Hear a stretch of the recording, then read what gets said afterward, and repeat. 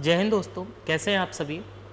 हम लोग देख रहे थे 10+2 की सीरीज़, जो कि अभी एग्ज़ाम लगे हुए हैं रिमेनिंग सेशन के, और सीजीएल में भी ये बहुत कारगर होने वाली है। डिफरेंट एग्ज़ाम एनटीपीसी में भी जो फेसेस अभी बाकी रह गए थे, आगे वाले एग्ज़ाम ग्रुप डी में, सभी में ये काम आपके आने वाली है। स्पेशली हमने सीएचएसएल के लिए लिया है ये, लेकिन काम सभी में आएगा। ठीक है, आप इसको पढ़ करके आप बेनिफिशियल हो सकते हैं इस सीरीज़ को देख करके, समझ के।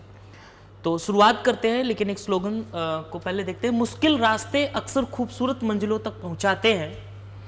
मुश्किल रास्ते, आपको कठिनाई होती है, परेशानी होती है, प्रिपरेशन के दौरान बहुत सारी दिक्कतों का सामना करना पड़ता है, लेकिन वो दिक्कतें आपको खूबसूरत बनाती हैं, आपको मजबूत बनाती हैं, आपके अंदर धैर्य पैदा करती हैं, और फिर फाइनली जब आप सक्सेस होते हैं तो आपका बिल्कुल रवैया ही औरों से चेंज होता है। बहुत ही आप डिफरेंट बन के उभरते हैं। और नज़रें मंजिल पर रखें, रास्ते की मुश्किलें खुद ही खुद हल होने लगेंगी। सिर्फ आप फोकस करिए अपने मंजिल पर, अपना जो टारगेट है आप उस पर फोकस करिए। मुश्किलें आएंगी, वो धीरे धीरे खुद ही हल अपना ढूंढ लेंगी। और समझते हैं आप इन सब चीज़ों को देख भी रहे होंगे, इन चीज़ों से गुजर भी रहे होंगे, कितनी मुश्किलें आ रही होंगी आपके सामने, धैर्य बनाए रखेंगे। और शुरुआत करते हैं। देखिए पहला सवाल कि यदि 3 वस्तुओं को 5 वस्तुओं के क्रय मूल्य पर बेचा जाए तो लाभ प्रतिशत कितना होगा। If 3 articles are sold for the cost of 5 articles, then the profit percent is। Profit percent आपसे पूछा गया है। कैसे लगाएंगे आप इन सवालों को, आप जानते होंगे क्या अप्रोच होती है इन सवालों को सॉल्व करने की। तो चलिए देखिएगा, सबसे पहले तो हम ये मान लेते हैं कि हर एक आर्टिकल का जो सीपी है, कॉस्ट प्राइस है, वो 1 रुपये है। जब आपने माना ये कि हर एक आर्टिकल्स का कॉस्ट प्राइस 1 रुपये है, तो यदि आपने 3 वस्तुएं, यहाँ से यदि आपने 3 वस्तुएं खरीदी होंगी तो कितने रुपए इन्वेस्ट किए होंगे आपने? 3 रुपये। 3 वस्तुओं को 5 वस्तुओं के क्रय मूल्य पर बेचा जाता है, तो आप बोलोगे 3 वस्तुओं को जब आपने खरीदा होगा तो कितने रुपए पे खरीदा होगा? 3 रुपए पे खरीदा होगा। क्यों? क्योंकि हर एक वस्तु का क्रय मूल्य 1 रुपये है। आपने क्या लेट किया है? माना प्रत्येक वस्तु का क्रय मूल्य 1 रुपये है। प्रत्येक वस्तु का क्रय मूल्य 1 रुपये है। क्रय मूल्य बोले तो सीपी कितना है? 1 रुपये है। तो 3 वस्तुएं जब आपने खरीदी होंगी तो 3 रुपये दिए होंगे। फिर 3 आपने इन्वेस्ट किया 3 रुपये, लेकिन आप उनको 5 वस्तुओं के क्रय मूल्य पे बेच रहे हो। 5 वस्तु का क्रय मूल्य 5 रुपये बनेगा, यानी आप उसको 5 रुपये में बेच रहे हो। 3 की चीज आप 5 में बेच रहे हो, फायदा तो ले ही रहे हो। फायदा तो आप ले ही रहे हो। कितने का फायदा ले रहे हो? प्रॉफिट तो आप ले ही रहे हो भैया। कितने का प्रॉफिट आप ले रहे हो? प्रॉफिट ले रहे हो आप 2 रुपये का। प्रॉफिट आप ले रहे हो 2 रुपये का। और यहीं पर यदि हम प्रॉफिट परसेंटेज की बात करें, प्रॉफिट परसेंटेज तो सीपी पर निकलता है, कॉस्ट प्राइस पे निकलता है। प्रॉफिट परसेंटेज कैसे निकलता है? प्रॉफिट अपॉन सीपी परसेंटेज निकाल लो। परसेंटेज तो 100 पे निकलता है, ये बात तो आप बचपन में पढ़े होंगे। प्रॉफिट कितना है? प्रॉफिट है 2 रुपये का। सीपी कितना है? 3 इंटू कितना? 100। 2/3 आप देख के बता सकते थे, 66.66%। यदि आपको नहीं पता तो 100 का गुणा करके आप देख लेंगे, यानी यहाँ पर हमारा थर्ड आंसर राइट हो जाएगा। थर्ड आंसर आप समझ सकते हैं राइट हो गया। क्लियर है कि नहीं?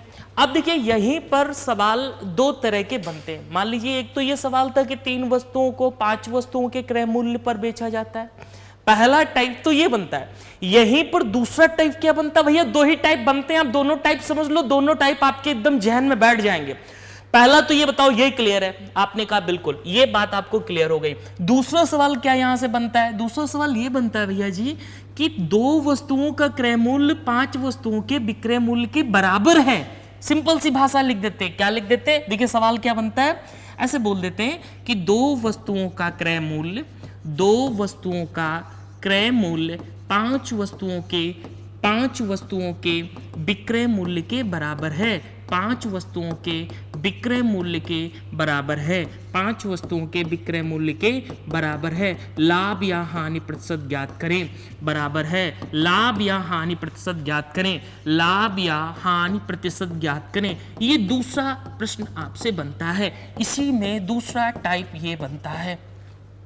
तो आप बोलोगे दो वस्तुओं का क्रय मूल्य, दो वस्तुओं का क्रय मूल्य मतलब दो वस्तुओं का सीपी बराबर है किसके, 5 वस्तुओं के सेलिंग प्राइस के। अब बच्चे मेरे यहां से सीपी और एसपी का जब आप रेशियो निकालोगे तो कितना आएगा, 5/2। इसका मतलब आप 5 की चीज खरीदे हैं, 2 में बेच रहे हैं, तो इस बार 3 का घाटा आप उठा रहे हैं, इस बार आप 3 का घाटा उठा रहे हैं, और 3 का घाटा 5 पे निकलेगा। 1/5 क्या होता है, 1/5 होता है 20, 3/5 होगा 60, यानी यहां से 60% आ जाएगा। नहीं आता तो 100 का गुणा कर लो, फटाफट पता चल जाएगा कितने परसेंट, 60%। तो दो टाइप बनते हैं, दोनों टाइप आप समझ लो, बहुत फेमस ये टाइप है, बहुत एग्जाम में पूछे जाते हैं। क्लियर, बहुत एग्जाम में पूछे जाते हैं। चलो आगे बढ़ते हैं और नेक्स्ट सवाल पे जंप करते हैं। ये बताइए इस सवाल को आप कैसे करेंगे, इस सवाल को जनाब आप कैसे करेंगे, बताइएगा कैसे करेंगे इस सवाल को। बोट एंड स्टीम का क्वेश्चन है ये, बोट एंड स्टीम का सवाल है, कैसे बनाएंगे आप इसको।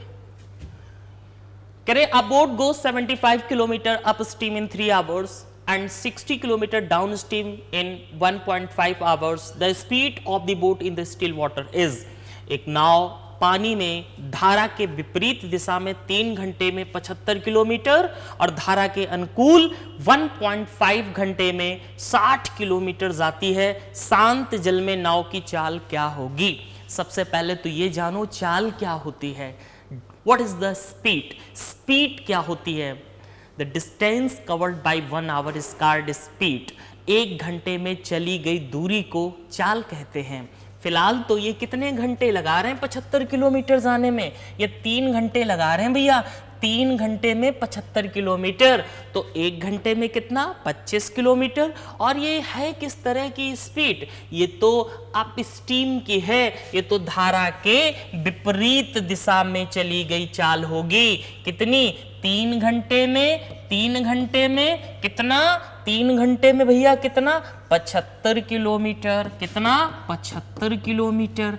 तो 1 घंटे में चली गई दूरी चाल कहलाती है। तो 25 × 75, 1 घंटे में कितना चलना है 75 किलोमीटर, मतलब ये चाल होगी, मतलब ये चाल होगी। लेकिन चाल होगी कैसी, धारा के विपरीत, और धारा के विपरीत हम क्या लेते हैं x - y, कितना है 25 किलोमीटर प्रति घंटे, पक्का। और देखो दूसरी बात देखो, और फिर बोल रहे हैं धारा के अनुकूल, धारा के अनुकूल क्या चाल होती है x + y, वो कितना चल रहे हैं 1.5 घंटे में, 1.5 घंटे में 60 किलोमीटर, तो 1 घंटे में 40 किलोमीटर, 1 घंटे में 40 किलोमीटर, पक्का। अब आपसे पूछा है शांत जल में नाव की चाल, तो यहाँ शांत जल में नाव की चाल क्या है x, और धारा की चाल क्या है y। इस xy में x क्या है, xy में x क्या है, x है शांत जल में नाव की चाल, और y क्या है, y है धारा की चाल। आपको क्या चाहिए, आपको चाहिए शांत जल में नाव की चाल चाहिए, नाव का मतलब x चाहिए, तो x चाहने के लिए y को उड़ाना पड़ेगा। तो यहाँ से 2x बराबर आ जाएगा कितना, 2x बराबर 65 आ जाएगा, x बराबर कितना आ जाएगा, x बराबर आ जाएगा 32.5, x बराबर कितना आ जाएगा 32.5 किलोमीटर प्रति घंटा। यानी कि first is the right answer, first is the right answer. हालांकि इस कैलकुलेशन के बहुत सारे और भी कॉन्सेप्ट हैं, बहुत सारे और भी मेथड है, वो हम लोग ऑफलाइन क्लासेस में बताते हैं बच्चों को।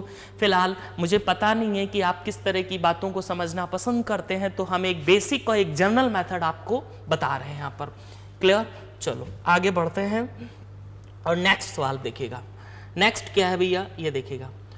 नेक्स्ट है कि ये प्रॉफिट लॉस का सवाल है। यहाँ पर कैसे बनाते हैं आप इस सवाल को। A merchant marks an article 20% above cost price. He then sells it at the discount of 20%. The sales give him। एक व्यापारी किसी सामान के क्रय मूल्य को क्रय मूल्य से 20% बढ़ाकर अंकित करता है, वह फिर से उसे 20% छूट देकर बेचता है, बिक्री से उसे कितना लाभ या हानि हुआ है।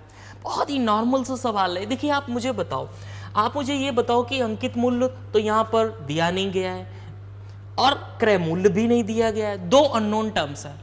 तो आप सबसे पहले एक बात बताओ, छूट किस पे देते हैं? छूट अंकित मूल्य पे देते हैं, मार्क प्राइस पे देते हैं। और क्रय मूल्य मुझे पता नहीं कि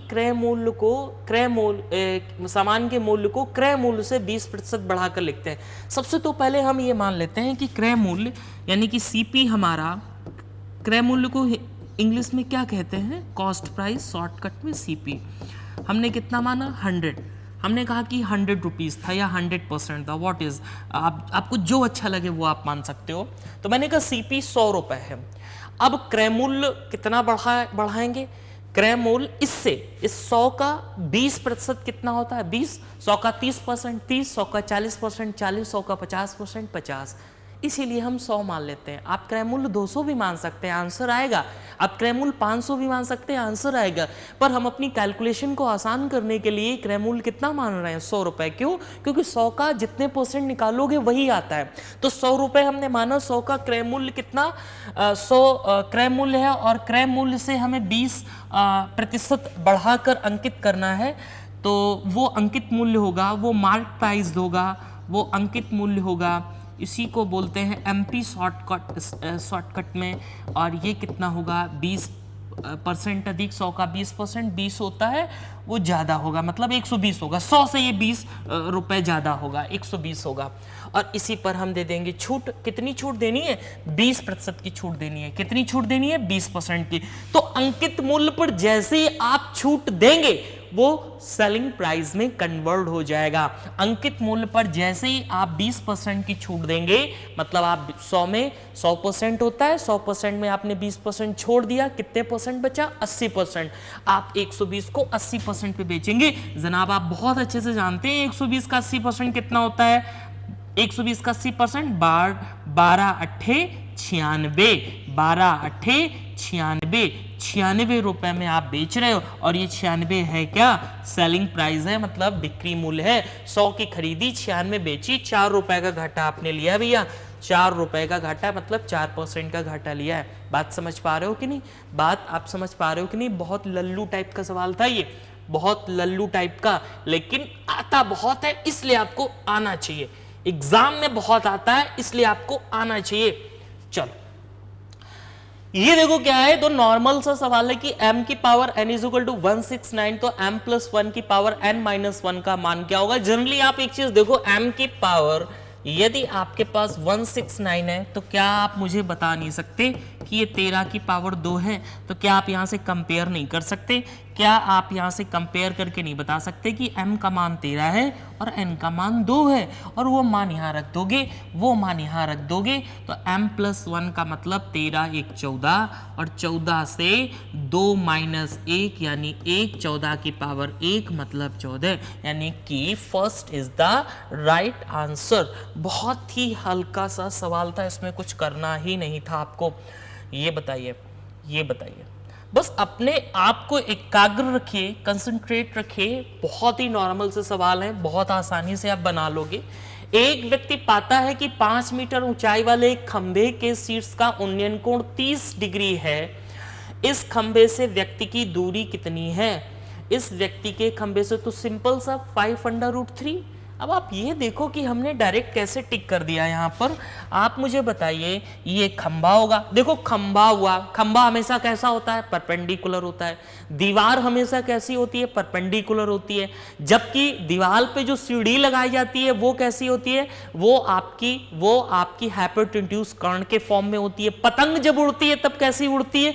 पतंग कैसी उड़ती है? कर्ण के फॉर्म में उड़ती है, कर्ण होती है पतंग। पतंग की डोर कैसी होती है? कर्ण, मतलब हाइपोटेन्यूज होती है। बात समझ रहे हो ना? छाई, किसी के प्रति छाया शैडो कहां बनती है? शैडो हमेशा जमीन पर बनती है। जमीन मतलब आधार होता है। कुछ चीजें बस याद रखो, देखो दीवार हमेशा लंब होगा आपका, ठीक है, पेड़ की ऊंचाई हमेशा लंब होगी, लेकिन जब पेड़ टूट करके आधी पे गिरेगा तो पेड़ की ऊंचाई कितनी होगी? पेड़ की ऊंचाई लंब, और आपका कर्ण, लंब मतलब एल्टीट्यूड, लंब परपेंडिकुलर प्लस हाइपोटेन्यूज, दोनों को मिलाकर के पेड़ की ऊंचाई निकलती है। कब? जब पेड़ आंधी में टूट करके गिरता है और जमीन को टच करता है। और पतंग की डोर हमेशा हाइपोटेन्यूज होती है, पतंग बिल्कुल सीधी नहीं उड़ती है।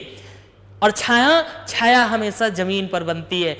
कोई भी प्रतिबिंब हो उसकी छाया हमेशा कहां बनती है, प्रतिबिंब पे बनती है। और ना यहां पर कंपटीशन में ना कोई, आप देखिए ना यहां पर दो तरह के, ऊपर से भी एंगल बनते हैं, नीचे से भी एंगल बनते हैं। हम हमेशा जमीन से एंगल देखा करो, सारे एंगल्स हमेशा जमीन से बनाया करो। और स्रोत के करीब जाने पर एंगल क्या होता जाता है, बढ़ता जाता है। स्रोत से दूर जाने पर एंगल क्या होता है, कम होता जाता है। कुछ पॉइंट याद रखो, सवाल ऐसे ही टिक कर दोगे।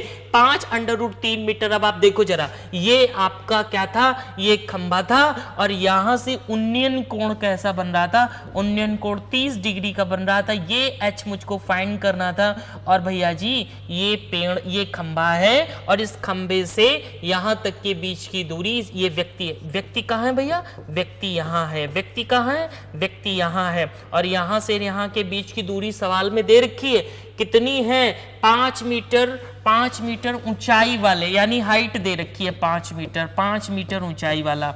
ठीक है, व्यक्ति से खंबे की दूरी, इस दूरी को बताना है, इस डिस्टेंस को बताना है। तो क्या लगाओगे, आपको हाइट और डिस्टेंस में रिलेशन देखना है, यानी लंब और आधार में रिलेशन देखना है। लंब आधार के लिए कौन सा एंगल उत्तरदायी होता है, रिस्पॉन्सिबल एंगल कौन सा होता है, 10 होता है।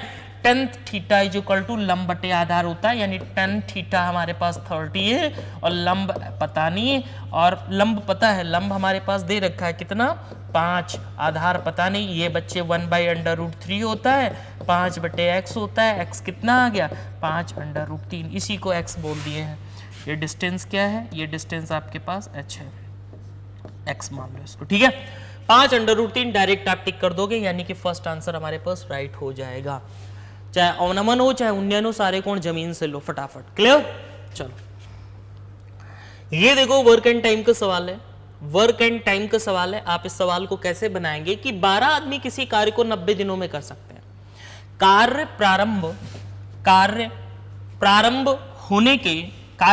होने के 30 दिनों के बाद 2 आदमियों ने कार्य छोड़ दिया और 8 आदमी और शामिल हो गए। शेष कार्य को पूरा करने में कितने दिन लगेंगे, बताइए। कैसे बनाएंगे आप इस सवाल को, कैसे बनाएंगे बताइए भैया, फटाफट बताइए। 12 men can complete a work in 30 days after they started work. 2 men left and 8 men joined. How many days will it take to complete the remaining work? Simple सी बात है, 12 आदमियों ने कार्य शुरू किया, कितने दिन तक किया, 90 दिनों में कर सकते हैं। यदि 12 आदमी काम को 90 दिनों तक कर सकते हैं तो काम कितना है, काम है 1080। क्यों भैया, ऐसा क्यों किया, क्योंकि वर्क इज इक्वल टू होता है, वर्क इज इक्वल टू होता है power into time, power into time. और ये पावर इंटू टाइम, इस पावर को हम प्यूपिल भी बोल सकते हैं, इस पावर को हम लोग प्यूपिल भी बोल सकते हैं। आपको पता है इस पावर को क्या क्या बोल सकते हैं, इस पावर की जगह क्या लिख सकते हैं, प्यूपिल भी लिख सकते हैं, स्ट्रेंथ भी लिख सकते हैं, स्टेमिना भी लिख सकते हैं, कुछ भी लिख सकते हैं।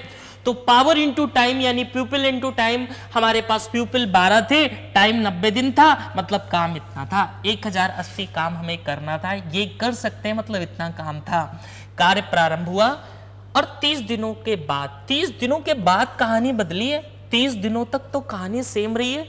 30 दिनों तक तो 12 आदमियों ने ही काम किया, 30 दिनों तक तो 12 आदमियों ने ही काम किया। काम कितना डन कर लिया, काम कर लिया 360, 1080 में 360 काम डन हो गया। काम बचा कितना, काम जनाब 720 बचा है। रिमेनिंग वर्क आपके पास 720 बचा है, रिमेनिंग वर्क आपके पास 720 बचा है, रिमेनिंग वर्क आपके पास 720 बचा है। इस 720 काम को 2 आदमियों ने कार्य छोड़ा है, लेकिन भैया 8 आदमी और भी तो आ गए, 2 ने छोड़ा 8 आ गए, ओवरऑल देखा जाए तो 6 और एक्स्ट्रा आ गए।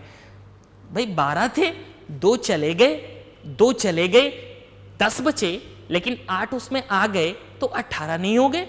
ओवरऑल देखें तो 6 का रिजल्टेंट मिला है, 2 गए, 8 आए हैं, 6 अभी भी हैं। तो अब आप देखिए, यदि 6 अभी भी हैं तो 6 एक्स्ट्रा और आ गए हैं, तो 12 पहले थे, 6 एक्स्ट्रा आ गए, यानी 18 हो गए। और इस 720 काम को यदि 18 लोगों से कराएंगे तो 40 दिन लगेंगे काम पूरा होने में, 40 दिन लगेंगे, यानी थर्ड आंसर हमारा राइट हो जाएगा। बहुत ही आसान सा सवाल है ये, बस आपको समझना ये है कि काम था कितना, काम हुआ कितना, काम बचा कितना और लोग अब कितने हो गए। रिमेनिंग काम को शेष लोगों से करा देना है, आंसर आ जाएगा। क्लियर, आंसर आ जाएगा। अब आप ये सवाल देखो, ये अलजेब्रा का अच्छा सवाल है, अलजेब्रा का अच्छा सवाल है। यदि आपने यहाँ पर थोड़ा सा अपना खुराफाती दिमाग लगाया तो 1 सेकंड के अंदर आप इस सवाल को बना सकते हो, 1 सेकंड के अंदर आप इस सवाल को बना सकते हो। आप एक चीज देखो यहां से, एक चीज देखो यहां से, मान लीजिए इस इक्वेशन को यदि आप 1 मानते हैं, इस इक्वेशन को यदि आप 1 मानते हैं, इस इक्वेशन को सेकंड मानते हैं, इसको थर्ड मानते हैं और इसको फोर्थ मानते हैं, आपके पास 4 इक्वेशन है और 4 वेरिएबल है। हम ये कहते हैं कि 4 इक्वेशन 4 वेरिएबल ABCD के मान तो आ जाएंगे, लेकिन यदि आपने ये सोचा 4 इक्वेशन है 4 वेरिएबल, हम ABCD की वैल्यूज निकालें और फिर यहाँ पर कुछ रखें, तो आप बहुत ही गलत जाल में फंसने वाले, मतलब आप कुल मिला के फंस जाएंगे इस सवाल में यदि आपने कुछ ऐसा सोचा। थोड़ा खुराफाती दिमाग लगाओ। यदि आप equation second and equation third पर फोकस करें, equation second and equation third पे फोकस करें, तो आप देखेंगे 8 2 10 6 4 10 6 4 10 8 2 10 और यहां से वैल्यू क्या आ जाएगी 0। इसका मतलब ये हुआ कि यदि आप इन दोनों को ऐड कर दें, इन दोनों को ऐड कर दें तो काम कुछ बनता दिख रहा है। और ऐड जैसे ही करोगे तो आ जाएगा 10A plus 10B plus 10C 10C plus 10D is equal to 0। हमको क्या चाहिए, AD चाहिए एक साथ में। AD यदि एक साथ चाहिए तो इसको एक साथ ले लो और 10 कॉमन ले लो और ये आ जाएगा A प्लस D। B उधर ले जाना है, इस वाले टर्म्स को हमें उधर ले जाना है, उधर माइनस में भेज दिया, 10 कॉमन ले लिया, माइनस में भेज दिया और 10 कॉमन ले लिया भैया, और अंदर क्या बचेगा B प्लस C। अब आप देखो, आपको A प्लस D ये वाला नीचे ले आओ, B प्लस C और 10 से 10 उड़ गया, -1 आ गया, -1 देखिए, -1 थर्ड आंसर राइट हो जाएगा। देख करके आप बता सकते हो सवाल को, यदि इस तरह की कैलकुलेशन कांस्टेंट वाली आपको दिख रही है, कांस्टेंट वाली कैलकुलेशन यदि आपको दिख गई तो आप देख करके आंसर को बता सकते हो। क्लियर ना? क्लियर कि नहीं है बताओ फटाफट। ये देखो जरा सवाल, इस सवाल को आप कैसे बनाओगे कि गोलाकार एक्वेरियम है, उसमें 11 मछलियां तैर रही हैं और प्रत्येक मछली के लिए 1.54 घन मीटर पानी आवश्यक है, तो एक्वेरियम का आयतन ज्ञात करो। एक बात बताओ, इतने घन मीटर पानी की आवश्यकता एक मछली के लिए है और मछली हैं कितनी 11। 11 का गुणा करने का तरीका 4, तो ऐसे लिख दो 5 4 9 6 5 और 1 6 और ये और एक डिजिट पे पॉइंट लगा दो 1694, यानी कि सेकंड ऑप्शन राइट होगा। इतने घन मीटर हमें एक्वेरियम का आयतन मिलेगा, इतने घन मीटर हमें एक्वेरियम का आयतन मिलेगा। एक मछली गुणे 11 मछलियां, फटाफट आ गया। क्लियर? चलो ये सवाल बताओ, इस सवाल को आप कैसे बनाओगे कि यदि 4 वर्ष पहले P और Q के बीच की आय का अनुपात इतना है था, वर्तमान में दोनों की आयु का योग इतना है, तो उनकी वर्तमान आय का अनुपात ज्ञात करो। एक चीज बताओ मुझे, आप मुझे ये बताओ P और Q की जो इनकम थी यानी आय थी उसका रेशियो कितना था 5:6, लेकिन कब? 4 वर्ष पहले। कब? 4 वर्ष पहले। ये रेशियो तो बदल नहीं सकता, रेशियो तो अपनी जगह रहेगा क्योंकि बहुत जिद्दी होता है रेशियो, रेशियो नहीं बदलता, लेकिन कांस्टेंट नंबर को हम बैक कर सकते हैं क्योंकि ये रेशियो 4 साल पहले के लिए वैलिड है, ये रेशियो 4 साल पहले के लिए वैलिड है। तो इनकी जो आय थी दोनों की, उसका योग 52 वर्ष था। इस योग को यदि इस रेशियो में हमें यूज करना है तो इसको 4 साल पहले ले जाना होगा। 4 साल पहले 2 लोग जाएंगे तो टोटल 8 कम हो जाएगा। यदि 52 में हम 8 कम कर देंगे तो 48 बचेगा, यानी 48 योग रहा होगा कब? 4 साल पहले। किनका? P और Q की आयु का योग कितना रहा होगा? 44 रहा होगा। 8 इसमें कम कर देंगे, कितना आ जाएगा? 44। 8 क्यों कम करेंगे? 4 इनका कम होगा, 4 इनका कम होगा, टोटल 8 कम हो जाएगा। तो 11 की वैल्यू 44 है, तो 1 की वैल्यू 4 है, तो 5 की वैल्यू 20 है और 6 की वैल्यू 24 है। हमें पूछा गया है, हमसे पूछा है उनकी वर्तमान आय। तो यदि भैया ये 4 साल पहले थी 20, तो अब कितनी होगी? 24। 4 साल पहले की थी 24, तो अब कितनी होगी? 28।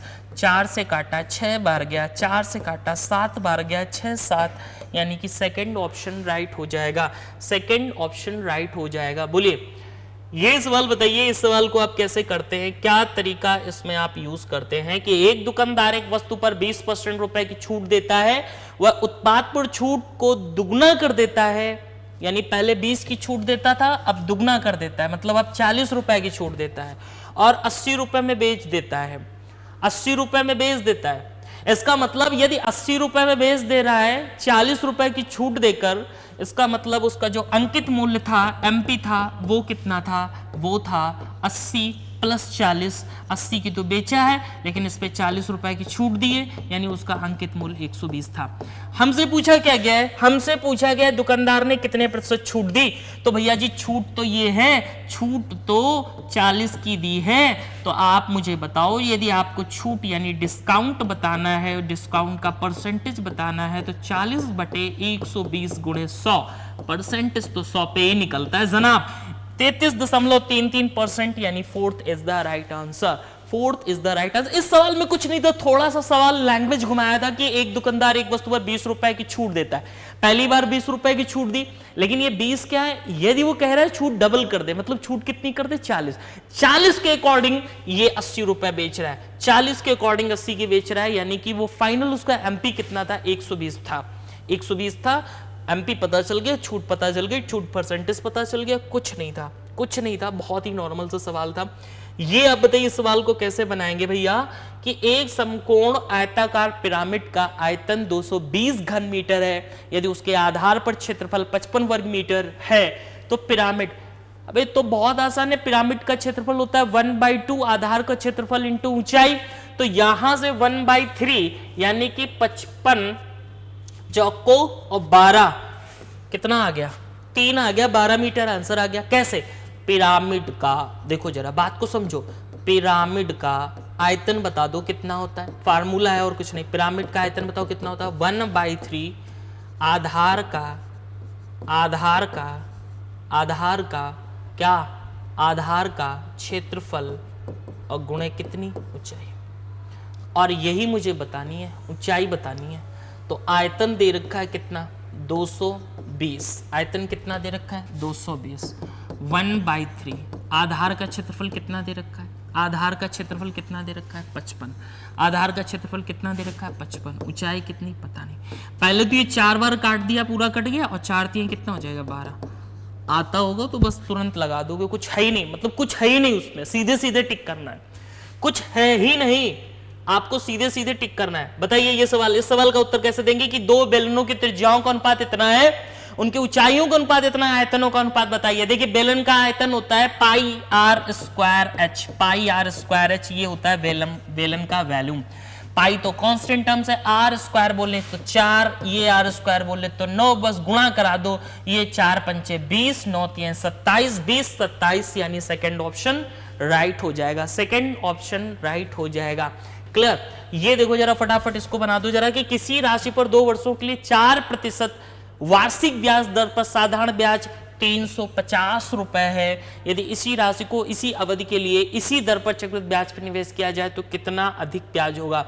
देखो 4% की दर से 2 वर्ष का सिंपल इंटरेस्ट आपको दे रखा है, 2 वर्ष का सिंपल इंटरेस्ट आपको दे रखा है, बात समझ रहे हो, 2 वर्ष का सिंपल इंटरेस्ट यानी 4% का 2 वर्ष का सिंपल इंटरेस्ट कितना होगा, 8% होगा, 8% की वैल्यू सवाल दे रखा है 350 रुपए, ये आपका सिंपल इंटरेस्ट है।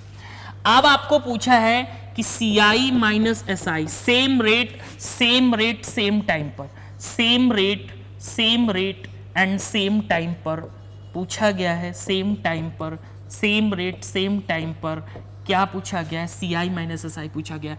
तो आप मुझे बताओ 4% की दर से 2 वर्ष का CI माइनस SI में डिफरेंस क्या होता है, डिफरेंस हमेशा होता है R स्क्वायर अपॉन 100, यानी कि हमसे पूछा गया 0.16%, R स्क्वायर अपॉन 100, क्या डिफरेंस होता है हमेशा, R स्क्वायर अपॉन 100, कब, 2 वर्ष का CI माइनस SI क्या होता है, R स्क्वायर अपॉन 100, ये क्या होता है 2 वर्ष का, 2 इयर्स का, 2 इयर्स में CI माइनस SI का वैल्यू होता है R स्क्वायर अपॉन 100, यानी 0.16% वैल्यू पूछी गई है। इसमें 2 का गुणा करेंगे 7 रुपए आ जाएगा, 7 इज द राइट आंसर, यानी 7 इज द राइट आंसर, 35 दूनी 70 यानी 7 आ जाएगा, सिंपल सा, बात समझ लो। थोड़ा सा कॉमन सेंस का तड़का लगाएंगे और सवाल को बना लेंगे, थोड़ा सा कॉमन सेंस का तड़का लगाएंगे, सवाल बना लेंगे।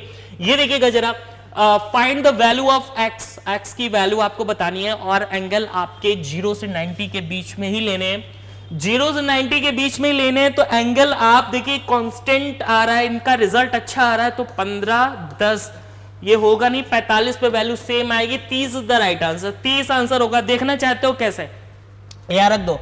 साइन 30 का मान आप मुझे बता दो, साइन 30 का मान आप मुझे बता दीजिए कितना होता है, 1/2। और यदि हम cos 30 की बात करें, cos 30 कितना होता है, आपका जवाब होगा √3/2। बोलो होता है कि नहीं? आप यहां पर वैल्यू रखेंगे तो आ जाएगा 1/2 प्लस 1 प्लस √3/2। बात को बहुत अच्छे से समझना, बात को बहुत अच्छे से समझना। एक वैल्यू हम सॉल्व करेंगे 2 प्लस √3/2, आप देखेंगे ये वैल्यू कैंसिल हो जाएगी, 1 अपॉन बचेगा हमारे पास 1/2 √3, कॉन्जुगेट करेंगे तो 2 माइनस √3, यदि माइनस यहां से आया है तो प्लस वहां से आएगा, वैल्यू कैंसिल हो जाएगी, 2 2 कितना हो जाएगा 4। यदि आपके पास थोड़ा सा भी कॉमन सेंस होगा तो आप डायरेक्ट 30 आंसर लगाओगे, क्योंकि 45 का साइन 45 cos 45 इक्वल होते हैं, 45 वैल्यू जाएगी नहीं, वैल्यू एग्जैक्ट आ रही है, इंटीजर वैल्यू आ रही, तो 10 डिग्री 15 डिग्री आते नहीं, चूंकि 10 डिग्री 15 डिग्री पे वैल्यू अंडर रूट के अंदर आएगी, यानी इरेशनल नंबर आएगा, इरेशनल हमारे पास आंसर नहीं है। तो आप देख करके आंसर बता सकते हो 30 डिग्री, आप आंसर को देख करके बता सकते हैं कितना, 30 डिग्री। चलिए आज इतना ही रखते हैं, मिलते हैं नेक्स्ट क्लास में। Okay, thank you.